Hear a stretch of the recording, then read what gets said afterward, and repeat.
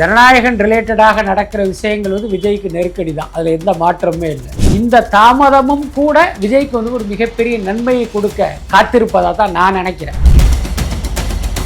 இவங்க ஜனவரி 9ஆம் தேதி ரிலீஸு, ஜனவரி 10 பராசக்தி ரிலீஸ். இப்போ விஜயினுடைய அந்த வசூல் சாதனை இருக்குல்ல, அது நடக்காம போயிடும். அரசியலில் இன்னைக்கு விஜயினுடைய வருகையால் யாருக்கெல்லாம் பாதிப்பு வரும்னு நினைக்கிறாங்களோ அவங்க விஜய் கைது செய்யப்படணும், ஓடணும் அப்படின்லாம் அவங்க ஆசைப்படுறாங்க. கரூர் சம்பவம் தொடர்பாக நடக்கிற அந்த சிபிஐ விசாரணைங்கிறது தாவேகா கேட்டதால் அமைக்கப்பட்டது தான். இப்போ சிபிஐ விசாரணையில் ஒரு விபத்துக்கு ஒருவேளை விஜய் தான் காரணம்னே வச்சுங்க, அதுக்காக விஜய் கைது செய்வாங்களா? விஜய்கிட்ட அவர் அப்படி கேட்டாரு, இவர் இப்படி சொன்னாரு, சிபிஐ ஆஃபீஸர் ஓங்கி விஜய் மூஞ்சில ஒரு குத்து விட்டாரு, அது வீங்கி போச்சு, இப்படி ஒரு கதை கட்டுறாங்கல்ல. தாவேகா தனித்து நிற்பது தான் அவர்களுடைய பலம். டிடிவி தினகரன் யாரு? ஒரு லெட்டர் பேடு கட்சி, மன்னார்குடியில் இருந்த ஒரு சாதாரண குடும்பம், இன்னைக்கு பல லட்சம் கோடி சொத்து வச்சிருக்காங்க. அப்படிப்பட்ட ஒருத்தரை விஜய் பக்கத்தில் வச்சுக்கிட்டு நாங்கள் திமுகவுடைய ஊழல் ஆட்சியை ஒழிப்போம் அப்படின்னா அதை விட காமெடி எதுவுமே இல்லை. தாவேகா கூட்டணிக்கு காங்கிரஸ் நகரும், அது நடக்க தான் போகுது.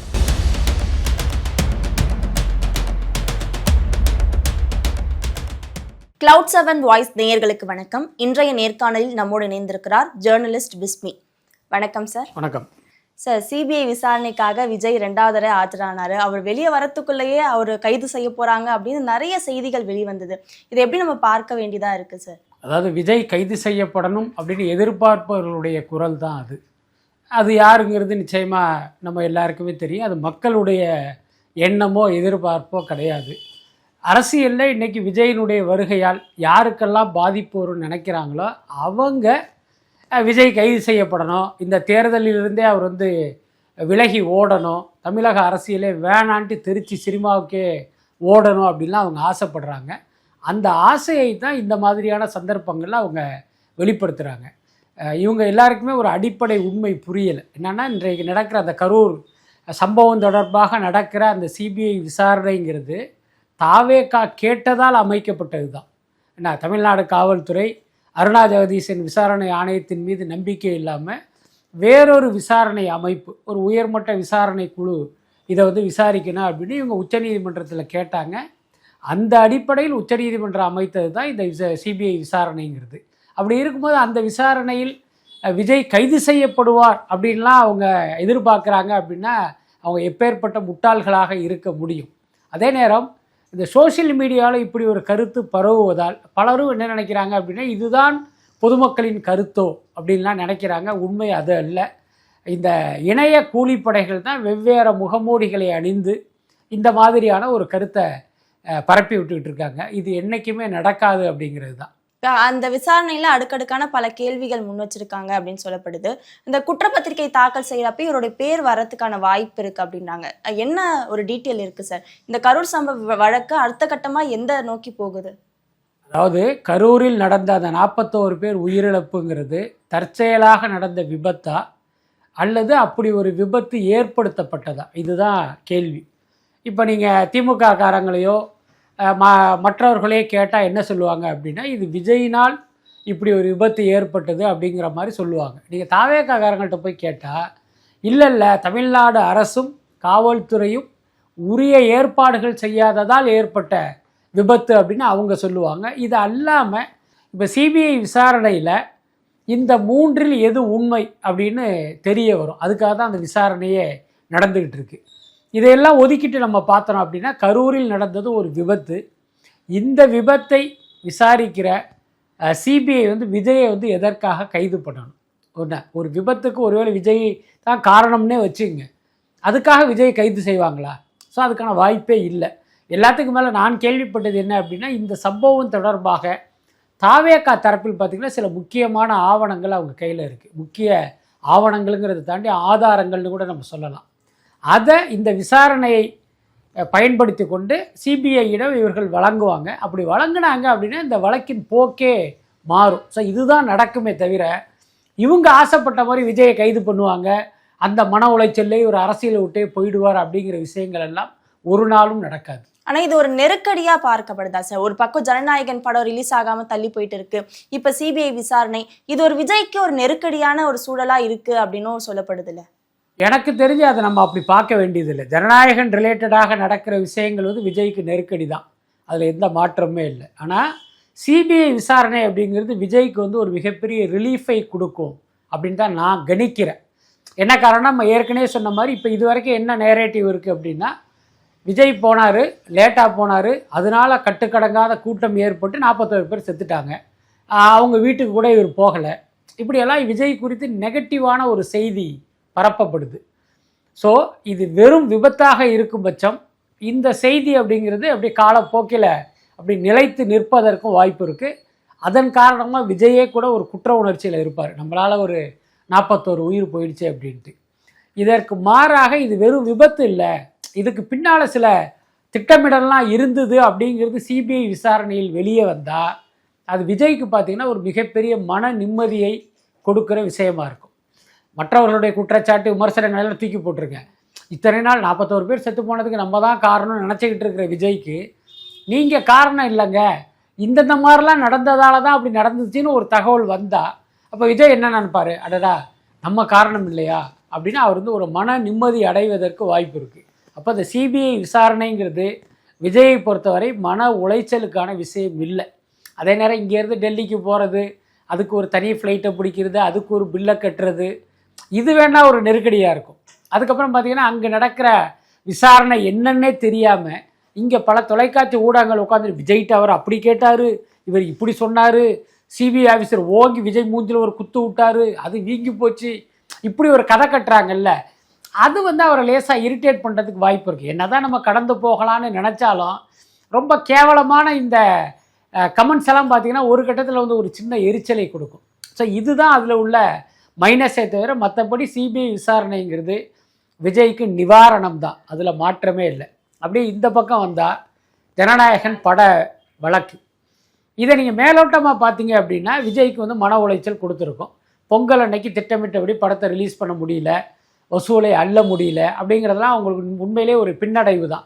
பட் அது இன்னும் ரொம்ப டீப்பாக பார்த்தீங்க அப்படின்னா இந்த தாமதமும் கூட விஜய்க்கு வந்து ஒரு மிகப்பெரிய நன்மையை கொடுக்க காத்திருப்பதாக தான் நான் நினைக்கிறேன். இப்போ உதாரணத்துக்கு இவங்க ஜனவரி 9ஆம் தேதி ரிலீஸு, ஜனவரி 10 பராசக்தி ரிலீஸு. அப்போ ஜனநாயகன் தியேட்டரில் பாதியை 10ஆம் தேதி வந்து பராசக்தி பிடுங்கியிருக்கும். அது வந்து 4 ஷோவிலே அந்த படம் வெளுத்து போயிருக்குங்கிறது வேறு விஷயம். ஆனாலும் அப்படி ஒரு விஷயம் நடப்பதால் இப்போ விஜயினுடைய அந்த வசூல் சாதனை இருக்குல்ல, அது நடக்காமல் போயிருக்கும். அது இல்லாமல் பார்த்தீங்கன்னா இவங்க வந்து ஒரு 2 வாரம் 3 வாரத்துக்கு தியேட்டர்கள்லாம் அக்ரிமெண்ட் போட்டிருப்பாங்க. அப்போ என்னாகும் அப்படின்னா பராசக்திக்கு கூட்டம் வரலைனாலும் ஜனநாயகனுக்கு இந்த தியேட்டர் கிடைக்கக்கூடாதுங்கிறதுனால அந்த அக்ரிமெண்ட்டை காரணம் காட்டி இந்த தியேட்டரை அவங்க ஹோல்ட் பண்ணியிருப்பாங்க. அதனால இதனுடைய வசூலுங்கிறது கொஞ்சம் அடிபட்டிருக்கும். இப்போது எப்போ வந்தாலும் ஜனநாயகனுக்கு போட்டியாக இன்னொரு படம் வருவதற்கு வாய்ப்பு இல்லை. அப்போ அது நன்மை தான். அதுக்கடுத்து ஜனவரி 9 படம் வந்திருந்தால் மக்கள் பார்த்துருப்பாங்க, அதில் உள்ள அரசியலுக்கு அவங்க ஒரு வைப்பை கிரியேட் பண்ணியிருந்தாலும் தேர்தல் வரும்போது அந்த வைப்பு குறைஞ்சிருக்கும். ஸோ இப்போ தள்ளி போய் தேர்தலுக்கு முன்பு இந்த படம் வரும்போது அந்த வைப்பு குறையாமல் இருக்கும், அது அப்படியே வாக்குகளாக கன்வெர்ட் ஆகும். அது வந்து விஜய்க்கு வந்து ஒரு பெரிய ப்ளஸ்ஸு தான். அதனால் இதுவும் மைனஸ் என்று நினைத்தால் மைனஸ் தான், அதையே ப்ளஸ்ஸாக அவங்க பார்த்தாங்க அப்படின்னா இதுவும் கூட அவர்களுக்கு நன்மையே தான் கொடுக்கும். ஸோ இப்போ வரைக்கும் தேர்தல் சூழல்ல தாவேக்கா யார் கூட கூட்டணி அப்படின்றதே முடிவாகாம இருக்கு. ஆரம்பத்துல டிடிவி தினகரன் வந்து தாவேக்காவுக்கு ஒரு ஆதரவான பேச்சு இருந்தது, ஆனா இப்ப அவர் என்டிஏல போய் சேர்ந்துட்டாரு. இப்படி இருக்கும்போது இப்ப தாவேக்கா கூட்டணிக்காக கதவு திறந்து வச்சிருந்தாலும் யாரும் வரல அப்படின்ற ஒரு நிலைப்பாடு இருக்குல்ல சார், இது தேர்தலில் எப்படி பிரதிபலிக்கும்? ஒரு விஷயம் புரிஞ்சுங்க, தாவேக்கா தனித்து நிற்பது தான் அவர்களுடைய பலம். இந்த டிடிவி போன்ற ஊழல்வாதிகளை எல்லாம் பக்கத்தில் வச்சுருந்தாங்கன்னா ஓட்டு போடுறவங்க கூட ஓட்டு போட மாட்டாங்க. டிடிவி தினகரன் யார், ஒரு லெட்டர் பேடு கட்சி நடத்துகிற ஒருத்தர், அவர் பின்னால் முக்குளத்தோர் சமூக மக்கள்லாம் திரண்டு நிற்பது போன்ற ஒரு தோற்றத்தை ஏற்படுத்தி அவர் பேரம் பேசி ஒரு கட்சியை நடத்திக்கிட்டு இருக்காரு. அதுக்கு அடுத்து டிடிவி தினகரன் யாருன்னு நீங்கள் அவருடைய ஆர்ஜினை தேடி போனீங்க அப்படின்னா மன்னார்குடியில் இருந்த ஒரு சாதாரண குடும்பம், இன்றைக்கி பல லட்சம் கோடி சொத்து வச்சுருக்காங்க. ஏது இந்த பணம்? இவங்க வயலில் ஏறு உழுது சம்பாதித்த பணம் இல்லை.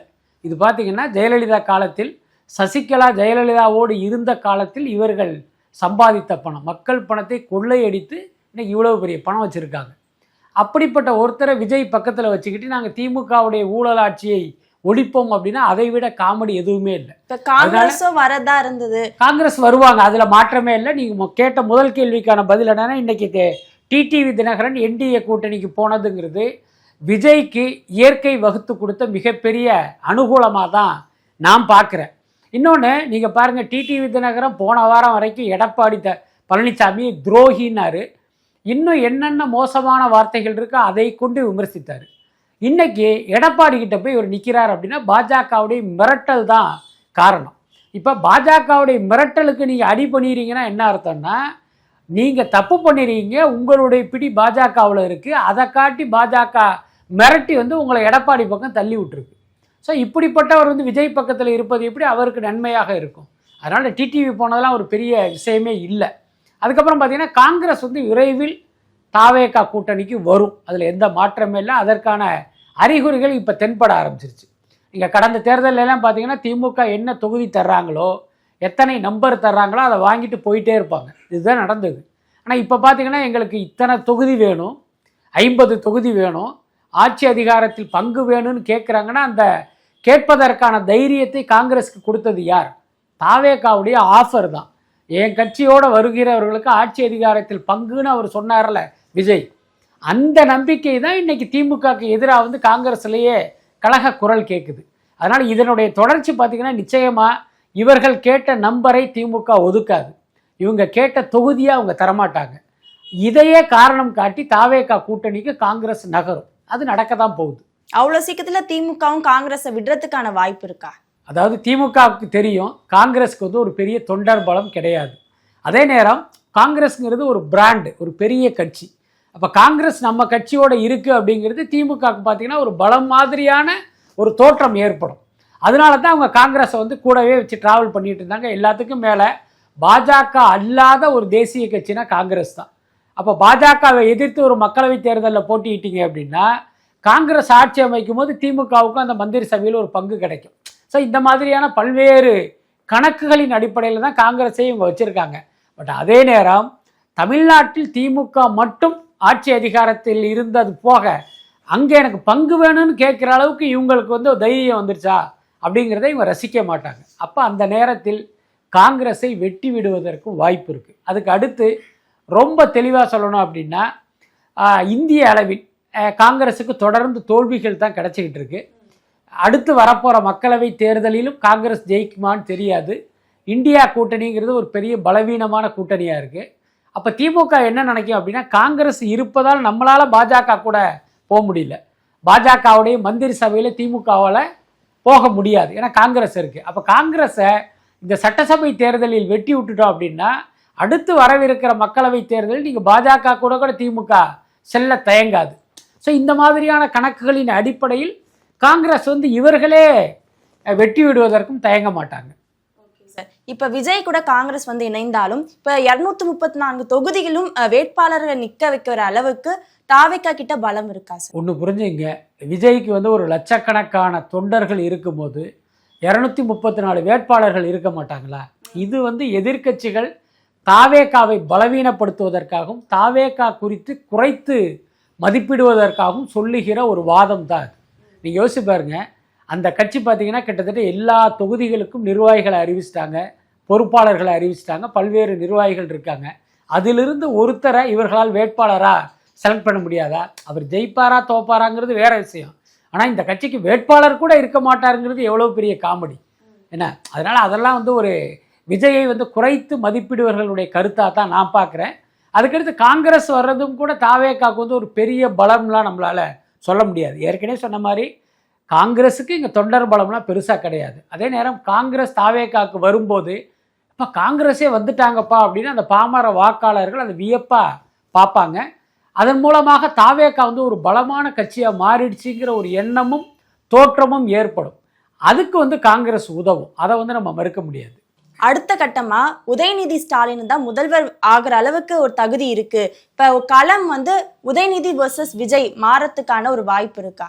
அதாவது எனக்கு தெரிஞ்சு 2026 தேர்தலில் மு க ஸ்டாலின் வெர்சஸ் விஜய் தான், அதில் எந்த மாற்றமும் இல்லை. இந்த தேர்தலில் முதல்வர் வேட்பாளராக உதயநிதி ஸ்டாலினை முன்னிறுத்த மாட்டார்கள். அதில் வந்து எந்த மாற்றமும் இல்லை. அதே நேரம் எதிர்காலத்தில் நீங்கள் சொல்கிற மாதிரி உதயநிதி வெர்சஸ் விஜய் என்கிற ஒரு காலம் வரும். அதில் எந்த மாற்றமும் இல்லை. அன்றைக்கு விஜயா உதயநிதியா அப்படின்னா மக்கள் வந்து நிச்சயமாக விஜய் பக்கம்தான் நிற்பார்கள் அப்படிங்கிறதுல எந்த மாற்றமும் இல்லை. பல்வேறு தகவல்களை பகிர்ந்து கொண்டதுக்கு நன்றி சார். நன்றி.